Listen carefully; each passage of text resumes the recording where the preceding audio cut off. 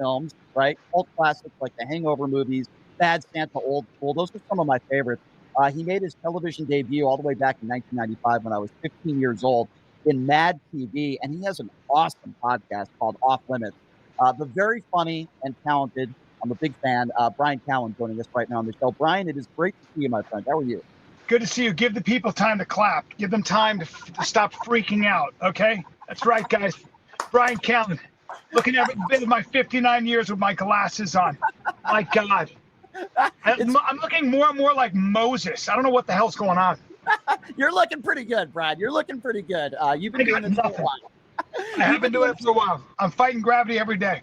Your stand-up is brilliant. Of course, I saw you in Vegas when you were out here. Bryan, can we just laugh at all the crazy stuff that's going on? Like this Natalie Harp stuff and all these conspiracy theories and everything surrounding Donald Trump. I mean, you talk about some of this stuff, all the time. What do you make of the times politically we're living in today?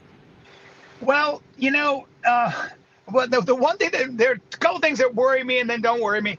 Yeah. Look, nobody has an attention span. We've heard this before, but like nothing trends more than 5 minutes, including your president that made $2.4 billion in 1 year. Now hold on.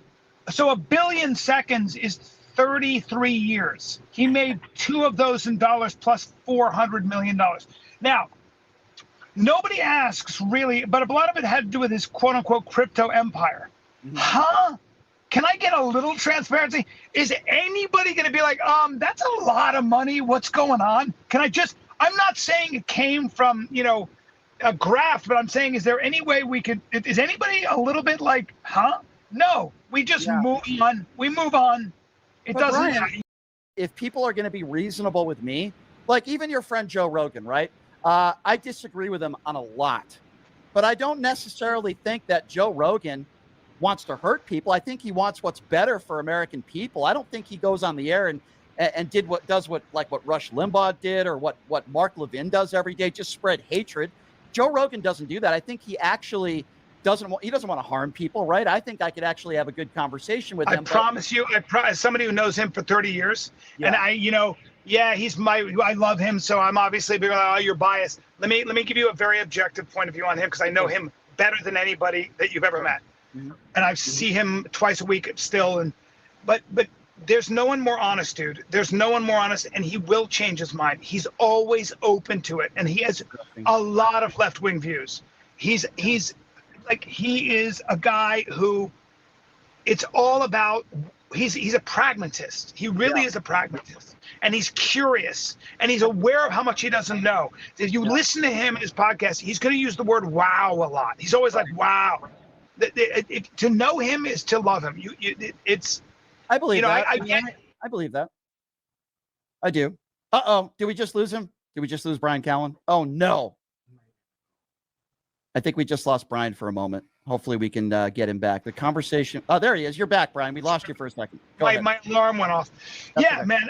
But and it's okay to disagree. It's okay. It's okay to have an issue with all that. It really is.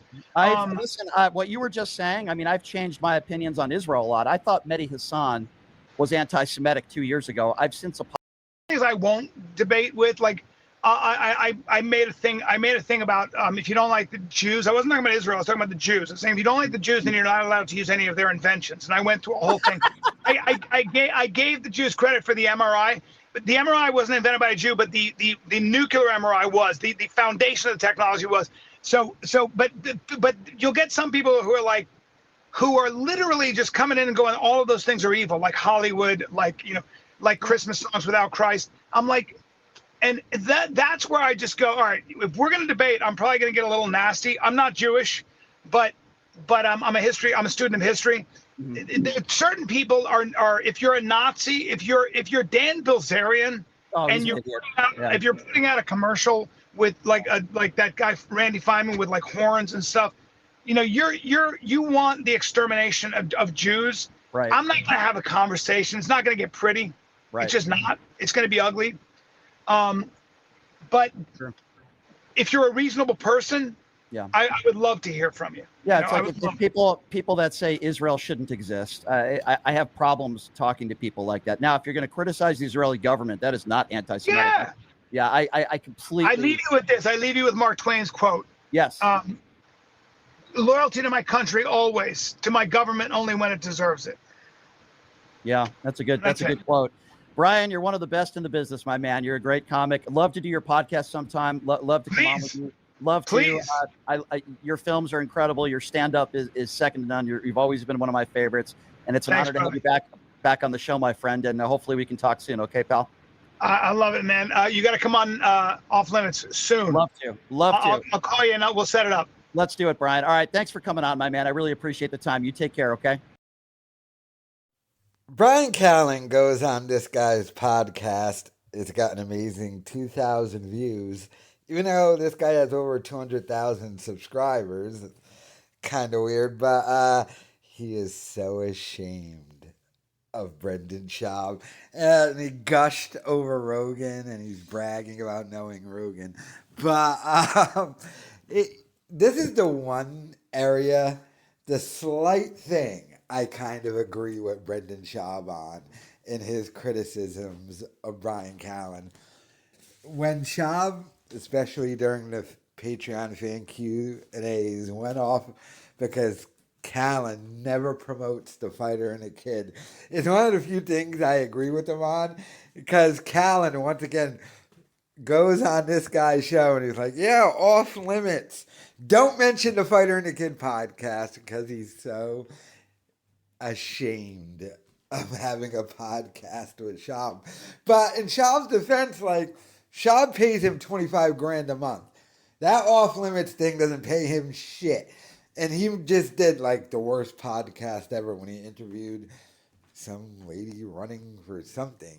I don't even know what she's running for, but he's so embarrassed and ashamed of Schaub.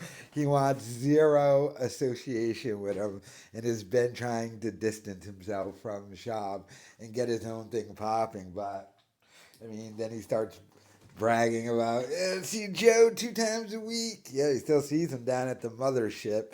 So, but the fact that he refuses to promote the fighter and the kid is hilarious to me. I think it's because, remember when the allegations first came against Callen, he left the show and I think gave up ownership. So now Callen is just a paid employee. So he's probably figuring, well, I don't have ownership. I don't want to promote it. Isn't this the guy he's talking to? Like, they bring him on, like Piers Morgan or something, and he yells and embarrasses himself or something like that. I don't know. But then we got political Callen, Mr. Callen's political ideology just lines up whoever he's talking to. If he's talking to a right-wing guy, Callen's all extra right-wing. If he's a left-wing guy he's talking to, he's all extra left-wing.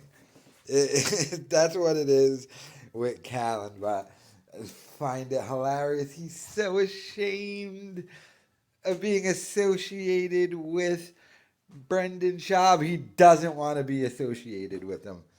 He's ashamed of him. By the way, he looks like an idiot with those glasses in his car. Just babbling. 60, still trying to make it. Just trying to sell out, 20 seats at some comedy club in like Coconut Grove or something. So sad. So pathetic. But, I mean, I don't know. What's he on the prowl? Trying to make women his girlfriend? Hey, pulls it up next to a chick. It's like, it's man dragon time. You're going to be my girlfriend now. I don't know, but let me know your thoughts in the comments.